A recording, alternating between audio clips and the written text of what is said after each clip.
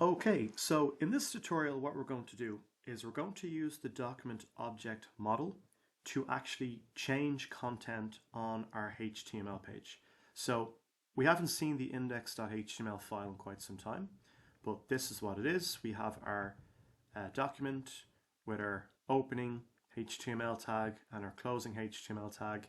We have the head and we have the body.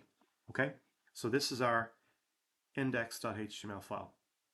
What I want to do is I'm going to create a h2 here in the HTML page, and we're just going to say Paris. And what I want to do in this tutorial is I want to write JavaScript that changes the text Paris to be Madrid. So that's what we're going to do in this tutorial.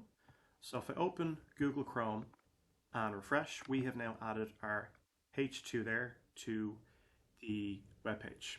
Okay, awesome. So when you are working with the document object model, you have to ask yourself what it is you're trying to do. What we're trying to do is grab this element, Paris, and change its content. So what we're going to do is we're going to give this h2 an ID, and that ID is going to be city. So the document object model allows us to actually get reference to elements in a HTML page by their ID. So remember, it's document object model. So if I type out document, and document is the document, it's the HTML page essentially. If I say dot get element by ID, so we see here, because we know document and it is the document object model, document is basically an object, there's all these inbuilt methods. So we can say get element by ID, and this h2 has an ID of city, so we can get a reference to that. So we have our parentheses because it is a method, and inside of quotes I'm just going to say city. And what we can do is, if you want to, you can actually store all of that inside of a variable.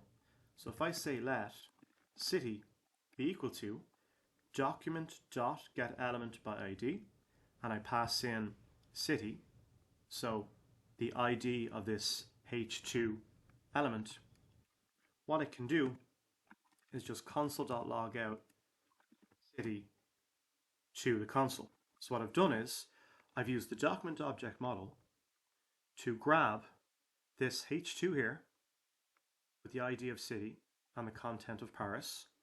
I've stored it in the variable called city, and I'm just logging that out to the console. So if I save and refresh, what we see is we actually get the h2 here inside of the console. But rather than just logging out city to the console, what I want to do is I want to say city dot and change the inner HTML.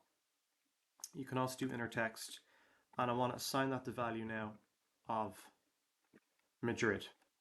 So what's happening is when our HTML page loads, we have JavaScript is awesome, then we have this h2, but then the script file runs, and what we've done is we've basically said document.getElementById, the ID of city, which is this h2 here, and all I just did was I stored it in the variable city, and then I said city.innerHTML.